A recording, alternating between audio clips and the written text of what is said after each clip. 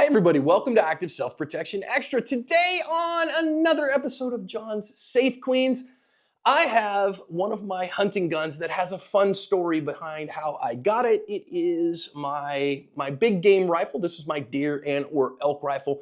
It is a Winchester Model 70, a special one though in 30-06. Lucky Gunner is my recommended trusted provider of Freedom Seeds for range or defensive use. In stock, good prices, and rocket fast shipping are why I go back again and again. Because of new guidelines, I can't link their site or say it, but you're smart and you can find it with a simple Google search. Stick it to the man by paying them a visit today.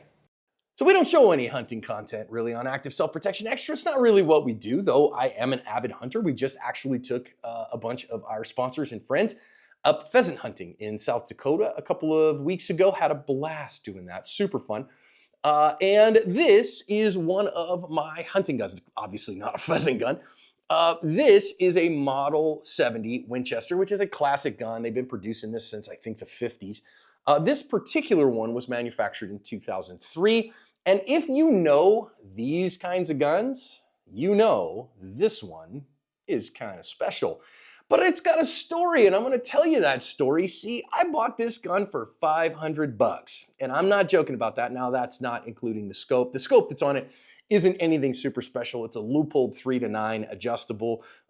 It was a good scope for when I put it on there. I bought this gun, I believe, in 2013 is when I got this particular gun. Might have been 2014. I don't remember exactly the year, but I was pastoring in Glendale, Arizona, and one of my congregants said to me, "Hey, John, my father-in-law passed away, and he gave my sister-in-law, so my sister-in-law's going through all this stuff, and she's executor of the estate, and she's got all these guns that her dad had, and I'm just trying to liquidate some guns for her, so I'm wondering if you want any of them." Now, my friend who had that is actually a police officer. He was a sheriff's deputy, actually, and a very high level competitive shooter in police shooting, specifically and particularly with long range shooting with the AR pattern rifle, like police national records stuff, okay? But he's not a hunter, or he wasn't really a hunter at the time. And he just wanted to get rid of a bunch of guns. And so I'm talking to him on the phone. I'm like, "Man, what do you got?" And he's like, I got some shotguns. I got some 22s. I got this, I got that.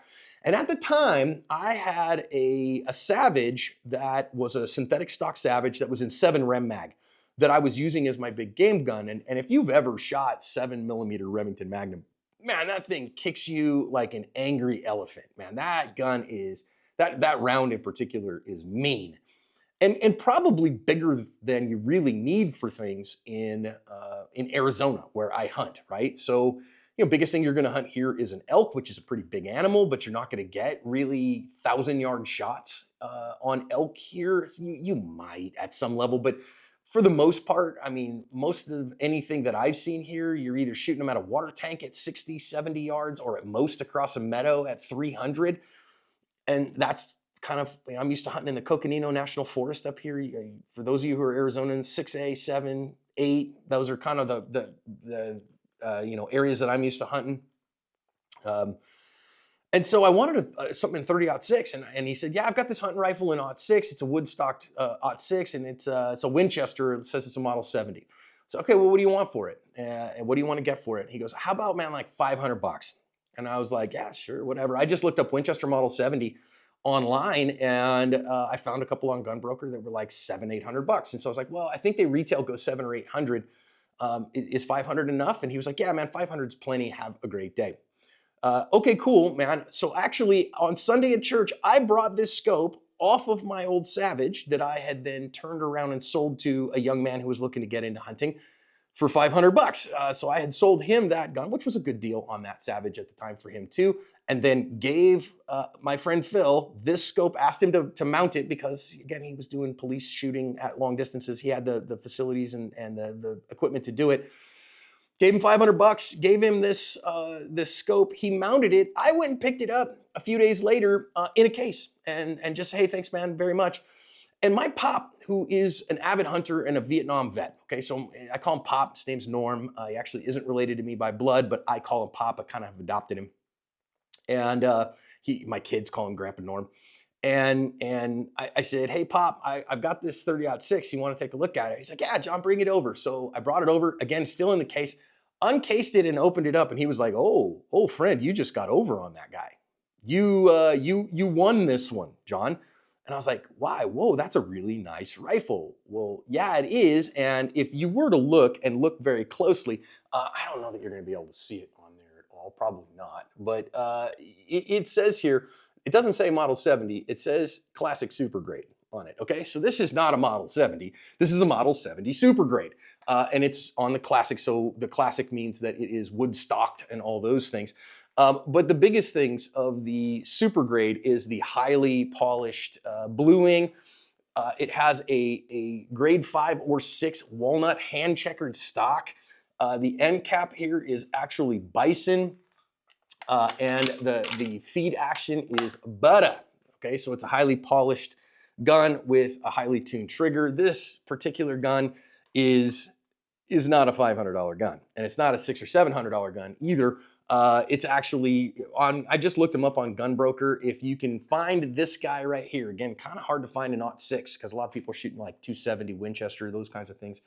I really like the 30-06 for hunting big game. I think it hits hard. I love personally 168 grain boat tail spire points, and I've put down big elk with that particular bullet in 0.6. You can pick this one up without the scope on it for probably $1,800 right now or so. And that was about what they were going for back then too, or even a little bit more. And so I had to call my friend Phil. I was like, oh no, I have freaking stolen from my friend because this gun he didn't know what it was. So I had to call him back and said, Phil, I got to bring you this gun back. And he was like, what? What's wrong, John? And I was like, well, it's not what you sold me. And he's like, dude, what? What is going on? I was like, dude, it's not a Winchester Model 70. It's a Model 70 Classic Super Grade. And that gun's not worth $600 or $700. That gun's worth like $1,800 to $2,000. And he was like, what the holy crap, are you kidding me? And I was like, nah, man, it's really worth a good bit of money. And I can't afford that. I can't pay you that. I was living on a pastor's salary at the time. I was like, man, I can't afford it. So I'm gonna have to bring it back to you.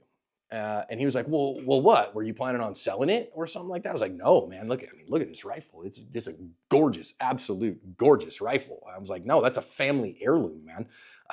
That's a kind of gun that you pass down to your children and they pass down to their children. I just don't have that kind of cash.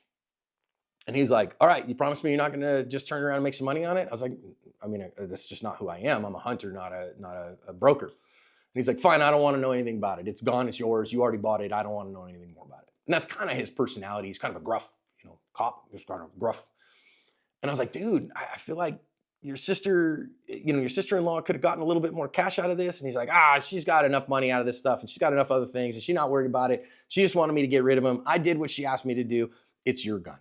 So this, my elk rifle, which as you can see, does not take abuse. This gun goes with me into the blind in its case, and it comes out of its case in the blind, and it does not get beat to crap. This is not a bush rifle, right? If I think I'm gonna be hiking over hill and dale, I don't hunt elk by glassing and hiking way over, every other mountain. And I know guys that hunt elk that way, and that's great. I build a blind and sit my butt in the blind and wait for those elk to come and take a drink.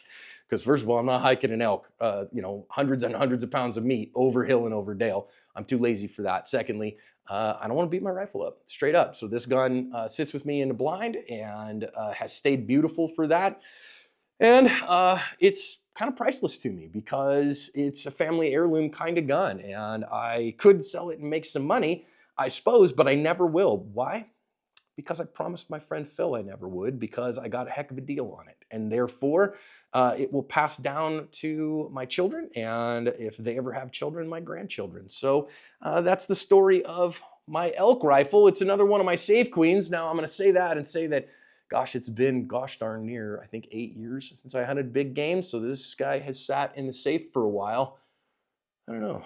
Maybe I might put in for elk this next year. Getting this out to make this video has made me a little nostalgic.